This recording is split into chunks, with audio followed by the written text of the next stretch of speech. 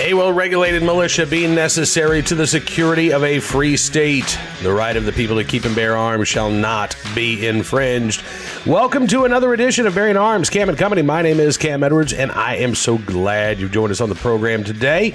And when I say us, I mean myself and the newest contributor at Bearing Arms, Ryan Petty, who has been a guest on this program on multiple occasions over the past few years. Ryan is going to sit down with us today because I am really excited about the fact that Ryan is now lending his voice not only in support of the right to keep bear arms, but he's doing so at Bearing Arms. He had a great piece last week, his first piece, talking about the end game for this attempt to identify purchases made at gun stores, right? These new merchant credit codes that apparently are being rolled out here in short order, and what the ultimate end game of that is. So we're going to talk with Ryan a little bit about that, but also about what he is hoping to do and what he wants to focus on when he is writing for Bearing Arms. Without any further ado, take a look and a listen to our conversation with our friend Ryan Petty. Ryan, it's so good talking with you today. Thanks for coming on the show. Thanks for coming on the website, for goodness sakes. Cam, I'm just thrilled. I'm thrilled to be writing for Bearing Arms. What a dream for me. I've been a member for years, a VIP member, and have been reading your work for a long time. And the thought that I could contribute in some small way to what Bearing Arms is, I'm just thrilled. And I'll say, for a Monday, it's a happy Monday, and this morning I had, America never ceases to give, Cam. And this morning I had Lucky Charms waffles with my grandson. So I'm starting off Monday on a sugar high, and it's feeling really good. I'm glad we're doing this interview before afternoon nap time comes, before the sugar crash hits, and we can talk about this. And listen, I'm really excited that you are a part of Bearing Arms as well. We've got, I think, a really talented group of writers from Tom Knighton and John Petrolino, and now adding yourself to the mix. I think this is it's a great addition because everybody has their own viewpoint, their own background. And one of the things that, you got into in your very first piece, you were writing about these new merchant credit codes and what the end game is for the gun control lobby. And I think this is really interesting because, your own personal perspective, you are an FFL now. Mm-hmm. And this is something that, obviously is going to impact you and your future customers. So what is it that you are hoping to focus on? Do you have any areas of focus that you kind of want to do deep dives on for Bearing Arms, or is this just an opportunity you see to espouse on whatever the big Second Amendment news of the day is? Well, I think a couple of things, and we'll get into the first piece I wrote, I'm sure, in more detail. But first of all, having a daughter that was killed in a mass attack at a school, I think I bring a unique perspective. I think for a lot of folks, I'm a bit of a curiosity, if nothing else, because conventional wisdom would say that I should be anti-gun at this point, and that I should be working alongside gun control activists to restrict freedoms, right? Because that's the solution to the tragedy that befell my daughter and 16 others that day, and quite frankly, far too many schools across the country. But nothing could be further from the truth. And I have had that conversation ongoing for the last 2 or 3 years on this program. My hope is that I can help persuade those that are on the fence, those that are saying to themselves, I would trade a little bit of freedom for a little bit of safety. And I hope to expose the fallacy in that thinking, and that we are no safer by giving up our freedoms. And in some small way, I hope to contribute in that regard. I think it's going to be in more than just a small way. But, you're right about this. The idea that the false premise that if we just, adopt these common sense measures, that'll make us all safer. In many ways, I think it takes us further away from doing the things that truly can impact public safety. We just saw a story, I think it was last week, out of Florida. Kid brought a gun to school. There was another student who became aware of it, used, I believe, the Guardian app, right? And alerted authorities. And this situation was dealt with, without any loss of life, without any attack on school grounds. And that's a success story, Ryan, but we're not going to get there through gun control. You and I have talked extensively before about the fact that, according to the Secret Service, over 90% of school attackers have said something. They've communicated their threats beforehand. And it seems to be like empowering particularly students, but also parents and educators to know what to do when they become aware of something like that. That is actually a huge step in improving student safety. It is. When I learned about 3 weeks after Alaina was killed, in some discussions I had with the Secret Service about that statistic, right? And at that time, I think the research they were looking at, it was like 8 out of 10. It was something over 80%. Subsequent research, they now, with social media being more prevalent than it was in past years, it's now over 90%. But these attackers signal their intentions before they commit their heinous acts. And so there's an opportunity to stop them. And quite honestly, it's better for everyone, because if you stop them before they plan their attack, before they acquire a firearm, before or some other means of attack, if we can stop them before, then we can get them into programs that will help them get their lives back on track. And so it's great all around. And it saves that community and that school and those families the trauma of dealing with literally, death and destruction. So it's where our focus should be. It should be on the prevention side. There are things that we can do. Will we catch 100% of them? Absolutely not. I don't want, I don't go into this with, rose-colored glasses. There will be some that slip through the cracks. But if we could stop 9 out of 10 or more, that's a good place to start. Good news is it doesn't require relinquishing of any freedoms that we cherish. It doesn't require us to do very much differently than we do today. Just see something, say something, report it, and then we have to demand that law enforcement take action. Well, that's key, right? I mean, as we've seen, both in Parkland and Uvalde, when you don't have officers who are willing to run in and stop that attack as soon as possible, again, that tragedy is multiplied. And this is something else that I know that you've been very involved with, and that's the Guardian program in Florida, right? Can you talk a little bit about, because we've got, so many different armed teacher programs throughout the country. It kind of varies from state to state. What does the Guardian program in Florida look like, and what does it do? So what we decided to do in Florida that's a little bit different than maybe some other states have done that allow staff to be armed on campus is we said, first of all, it's a state law. It's a requirement. Every campus in the state of Florida has armed security or a peace officer, a school resource officer, or a school resource deputy, at least one on every campus across Florida.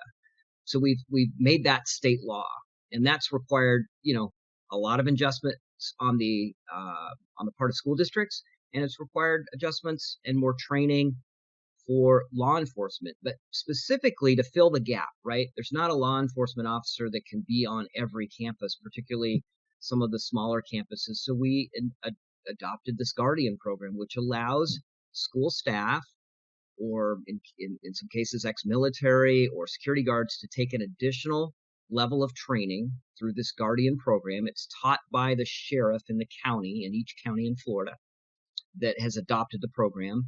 And they go through advanced firearms training. They go through, there's extensive background checks, some psychological evaluations, and training on how to deal with these active attack scenarios.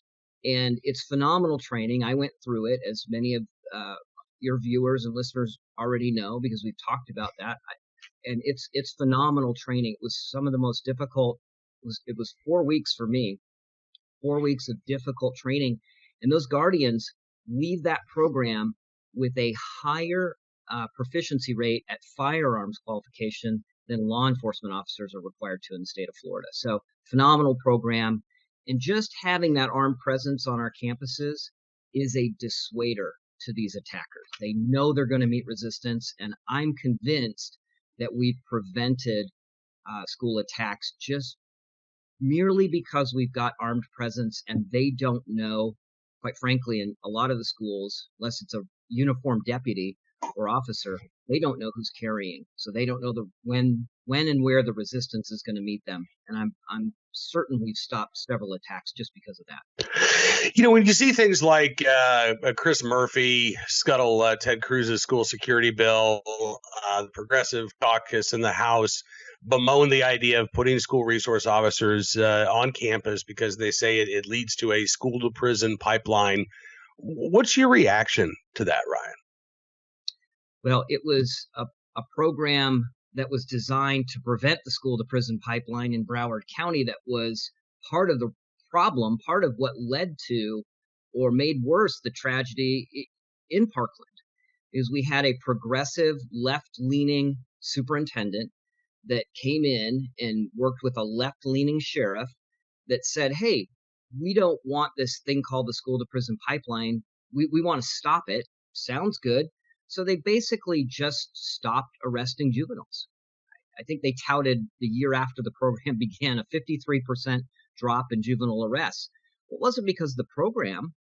They just simply stopped arresting violent juveniles. And so they had built this program, really more, it was more of a PowerPoint than a program. And these troubled kids would go to this Promise program, which they weren't taking attendance. They don't, in the case of the killer in Parkland, no idea whether he even went to the program or not. And it wasn't really a program. They literally just sat in kind of a detention class for the period of their detention, and they went back to class. But it really wasn't a diversionary program. It really wasn't education programs that are in place around the country. And in the case of the killer in Parkland, many believe he picked his target because he wanted to get back to Marjory Stoneman Douglas, and he was denied that opportunity by the district. Part of their convoluted policies around discipline versus criminal activity versus when to suspend, when to expel, all of those kinds of things. They messed up, and he got angry. And the thought is that he took out his anger on Marjory Stoneman Douglas because that was the focus of that rage. But folks like Chris Murphy, they're just misguided. There is no school to prison pipeline. There just is no school to prison pipeline. In fact, when you look at DOJ statistics, the number of school resource officers has increased since 1992. The number of juvenile arrests has decreased significantly. These school resource officers are not in our schools to arrest kids. That's the last thing they want to do. And parents need to understand that. And parents need to demand that their kids have that protection at school. Because if they're not on campus, they're minutes away. And minutes away means tragedy. Absolutely. Listen, I want to switch gears for a second and talk a little bit more about the first piece that you wrote for Bearing Arms and the end goal of these gun control groups when it comes to, peering at your purchases made at gun stores, at least those made with credit cards.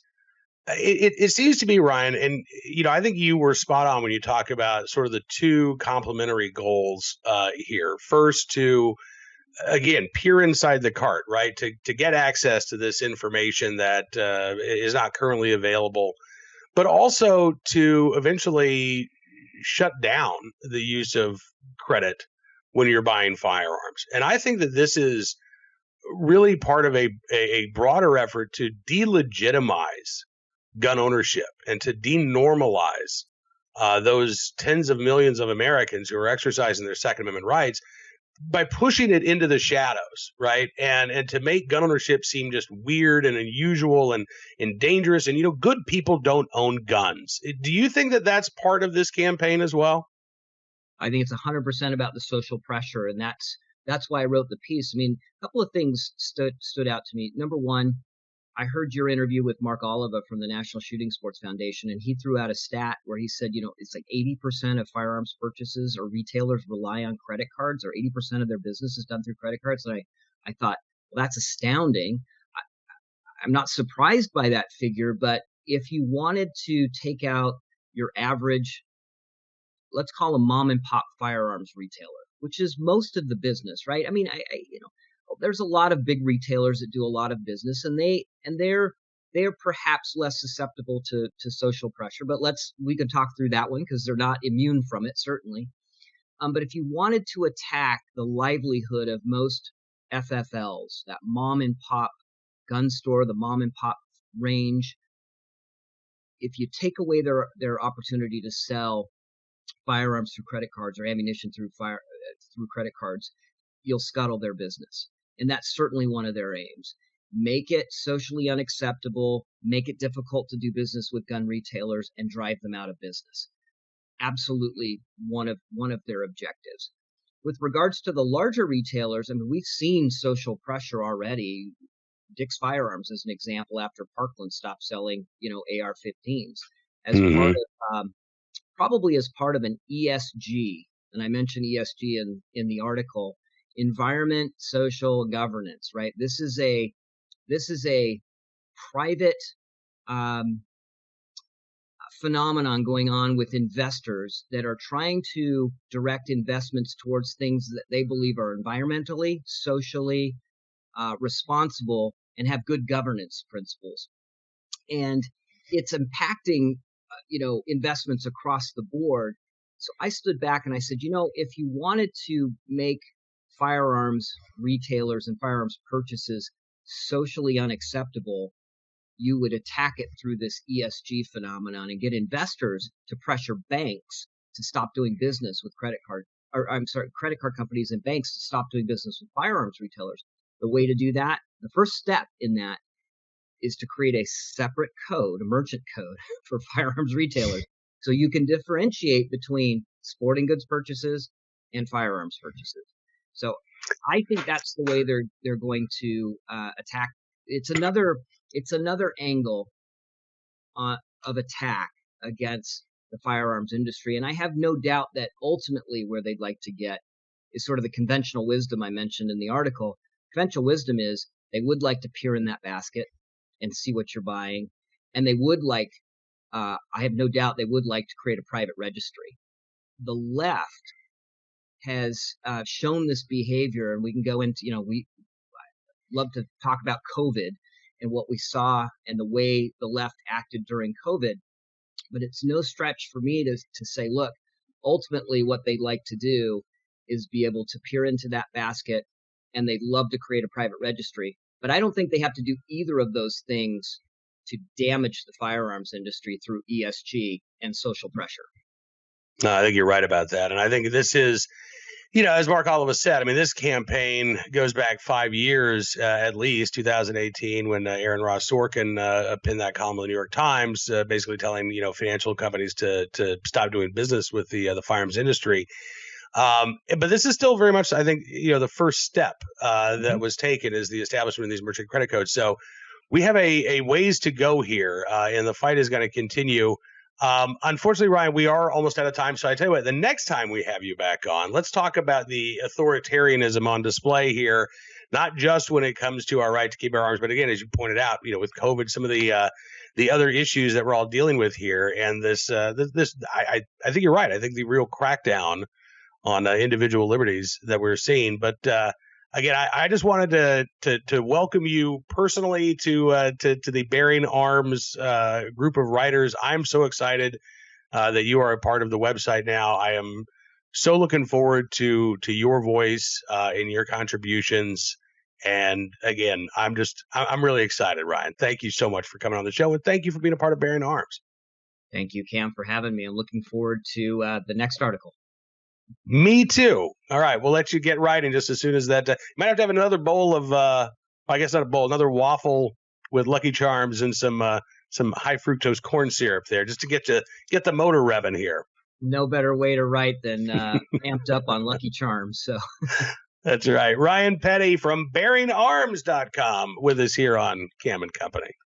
Many thanks to Ryan, and I am looking forward to seeing his next piece in the pages of Bearing Arms, the website, whatever, at BearingArms.com very, very soon.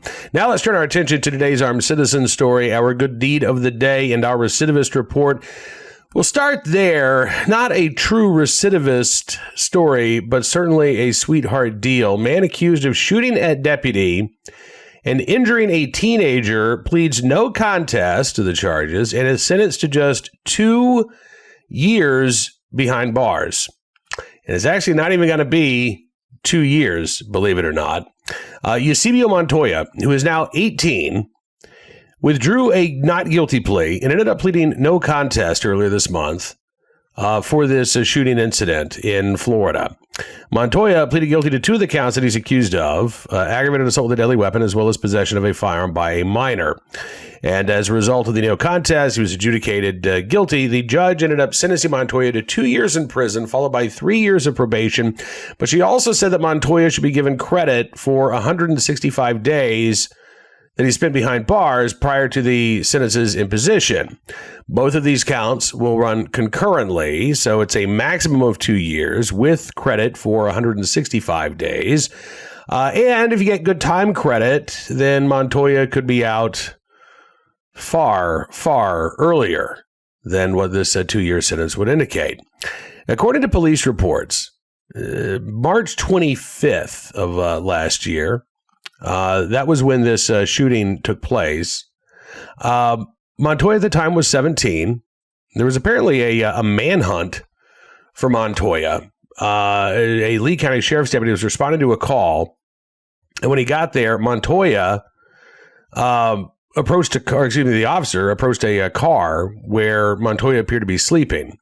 As the deputy then engaged the teenager, Montoya approached the teenager. He then began to shoot at the deputy, who immediately exchanged fire. Montoya ended up fleeing on foot. When the deputy looked over, he saw that the victim in the car had been shot multiple times. He began life-saving measures. Deputies recovered the gun that they believe that Montoya used when they searched the area. And days later, Montoya ended up surrendering at the Lee County Jail. So this was an assault with injury. This was, I believe, attempted murder against the sheriff's deputy. It sounds like the teenager was not the intended victim of Montoya's shots, but still suffered very serious injuries here. And I got to tell you, I know Montoya was 17 and not 18, but this was really a matter of months here between Montoya being adjudicated as a juvenile and as an adult. And this slap on the wrist, boy, I hope listen, I always hope that these soft sentences will somehow still be enough to turn somebody's life around. I have to say I've got no confidence that is going to be the case here. But Mr. Montoya, I hope you take advantage of the incredible gift that the criminal justice system has given you. Today's armed citizen story, Burke County, North Carolina, where an armed man was shot and killed after breaking into a home there in Burke County. This was, I believe, Friday morning, about 3 a.m. Deputies got a call, reports of shots fired. When they arrived at the scene, they found a 37-year-old Howard Gene Cook dead at the scene. Authorities say that Cook had broken into the home, had gotten a hold of a gun inside the residence. He then pointed the gun at the homeowner, who was also armed, and the homeowner fired his weapon and hit Cook. Investigators are continuing this investigation. At this point, they have not officially declared this to be a case of self-defense, but given the evidence that has emerged so far, unless there is a contradictory narrative that emerges, I would say that the homeowner not going to be facing any charges for protecting himself and his domicile against an intruder. Finally, today's good deed of the day, in the right place at the right time, willing and able to do the right thing. An off-duty officer from Pine Bluff, Arkansas, who ended up saving a mother and child that he spotted in a car wreck as he was off duty and just driving through. Here's a picture of the officer in question with that child. who he saved. Marvin Cawthorn is a police officer in Pine Bluff, Arkansas. And earlier this month, he was heading to North Little Rock. He's on, I believe it's I-30 in Little Rock. There's a lot of construction there. And he said all of a sudden the traffic just stopped. He said, I saw people get out of their vehicles and I thought, well, this isn't normal. So he left his car to investigate. And he said, I noticed it was a black vehicle turned on its side. And I hear somebody say, there's a baby inside. So that is when Cawthorn climbed on top of the vehicle, managed to open the car door, and safely got both baby and mom out of the damaged vehicle. Cawthorn said the baby was bleeding. There was leaking blood from his head, blood coming from his face. He said after he rescued the child, he then jumped into kind of direct traffic. He said, here I am holding the baby, directing traffic because nobody else was available. Cawthorn says he has been in contact with the mom since the accident. And he said that the mom considers him her, quote, guardian angel. He said, what are the chances that an off-duty police officer being in a spot where a police officer couldn't get to at that very moment? Because, again, the traffic. He says this was an exit. He said, I could have taken. And if I just would have gotten in the next lane, I could have gotten there, headed off, never would have seen the accident. But, again, in the right place at the right time, willing able to do the right thing. Marvin Cawthorn, Pine Bluff, Arkansas police officer, we thank you for your very, very good deed. All right, that has got to do it for this edition of Bearing Arms, Cam and Company. I want to thank you for being a part of the program as always. Again, I hope you had a great weekend. We've got a busy week in store here, covering all of the news that you need to know about your right to keep and bear arms. I would encourage you to not only check out Bearing Arms, Cam and Company each and every day, but to head to bearingarms.com multiple times throughout the day, where we are constantly updating the website with the news you need to know about when it comes to your Second Amendment rights. If you like what you see, I'd also encourage you to become a VIP member at Bearing Arms. All you got to do, go to bearingarms.com/subscribe, use the promo code GUNRIGHTS, and you can get a significant savings on your VIP membership. As our way of saying thank you for showing your support, we're going to give you news stories, analysis, stuff you won't find anywhere else, exclusive to our VIP members, because your support does matter. And it really does make a difference. We'll see you back here tomorrow. Until then, be well, be safe, and be free.